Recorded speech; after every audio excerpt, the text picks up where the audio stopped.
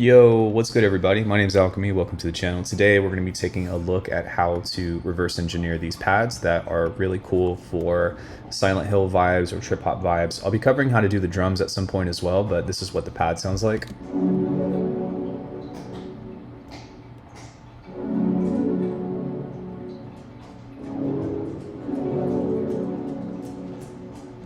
Really, it's just that spooky, haunting type of sound that I really enjoy, especially if you've played a game like Silent Hill, but it just has that ghostly type of vibe.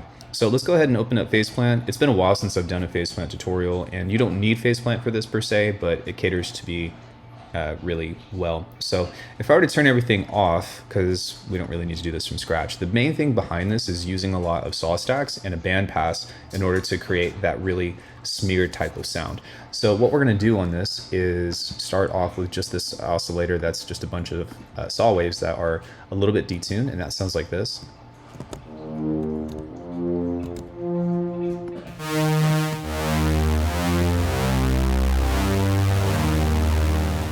And that's really all you need. So if you have something that can do a bunch of stacking, for example, like Serum or something, you might even use 2 instances of it or so. This is more than viable. So with this, it's kind of the theme about how to just get this really easy pad, because now what we can do is add an octave to this. And there's not really a whole lot that's changed. I really just send everything plus 12 semitones, same detuning and all that, but it sounds like this. And now we're going to add in a fifth, which is 7 semitones up, and that's going to give it kind of that nice, almost like emotional type feel or whatever. I don't know. Whenever you add fifths to things, some people say that it makes it more jazzy, but for me, I feel like it adds to the feeling of the chord. Now, the magic here is really behind the bandpass, and once you have the bandpass, then the processing afterwards is not, it kind of becomes irrelevant, but you want to focus on the low mids here with a pretty sharp slope. So that way, whenever you play this, it's just going to kind of sound like it's a pulse or a calling from far away.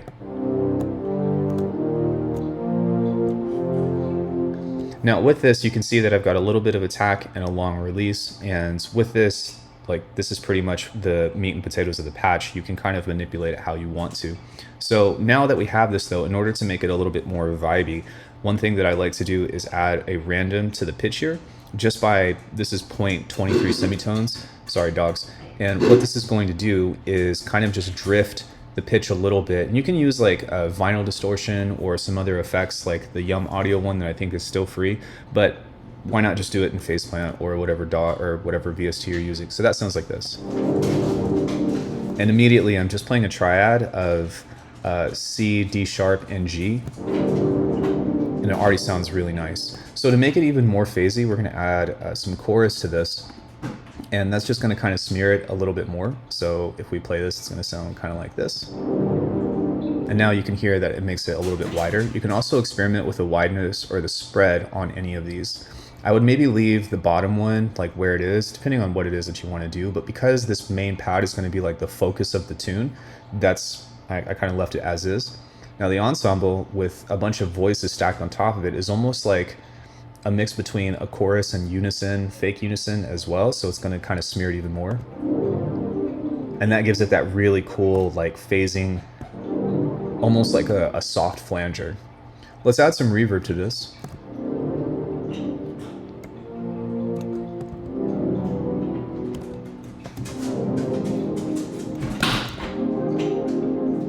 And it's so nice already. So there's only a couple more things that I want to add. The first thing is a slice EQ, because we're focusing on a bandpass. Whenever you do that, it tends to boost the frequencies that it's focusing on because of the resonance point. I don't know, like that's, just imagine that being a bandpass or something. But we're going to dip these low mids because that's kind of the octave that we're focusing on, or the frequency range rather.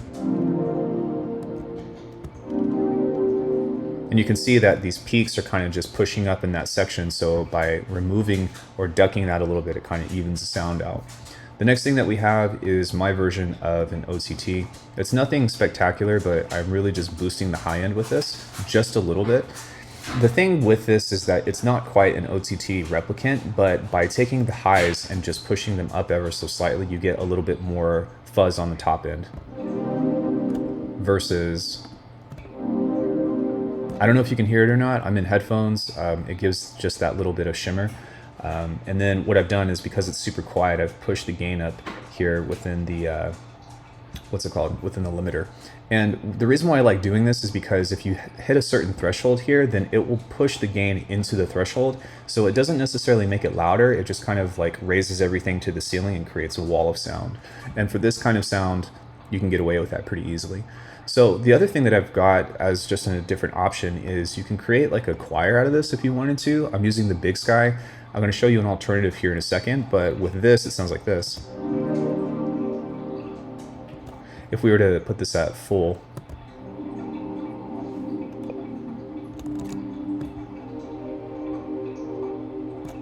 then it kind of has like a little bit more of a choir sound. And that's just pretty much a valve filter with reverb. And so one way that you can achieve something similar, although it's not going to be the same, is to grab a snap heap and use a formant filter with a shimmer reverb, which the way that we achieve that is by adding a pitch shifter up an octave and then using some kind of reverb.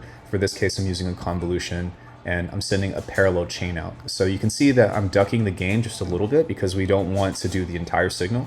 But after that, again, pushing everything into a limiter, it sounds like this.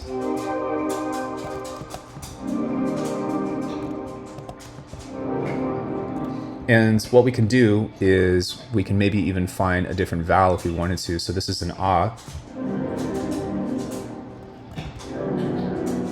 Again, it's not quite the same. You can add a little bit of modulation if you want to get into this. And this wasn't part of the tutorial that's planned, but just as a means of exploring, we can kind of set this ever so slightly off and then slow this down by quite a bit. So something that's very, very slow, we can turn the jitter off to where it's moving and see if that will kind of give a little bit more humanistic feel to the vowels.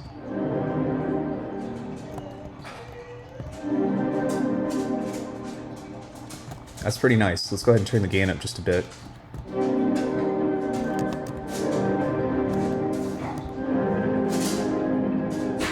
And for whatever reason, if this is too overpowering, you can always back off of the mix and do like a 50-50.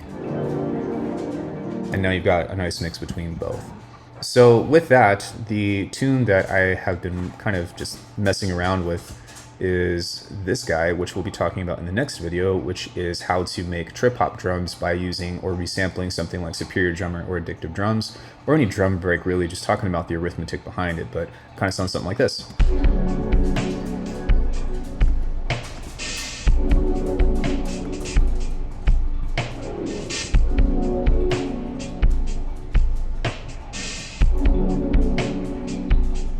Just super chill.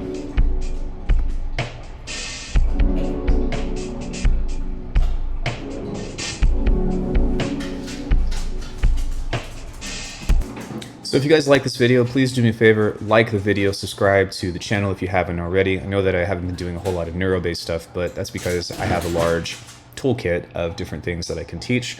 And let me know in the comments of maybe your favorite way to create pads like this, or if you have any questions or anything of the sort. Remember, I put out ARCANUM 6 recently, which is a sick bass pack for phase plant, which includes musical stuff, but really just gnarly basses and whatnot. And that's the best way that you can support the channel. Otherwise, book a lesson with me if you want help on something. Thank you guys so much. I'll see you in the next one.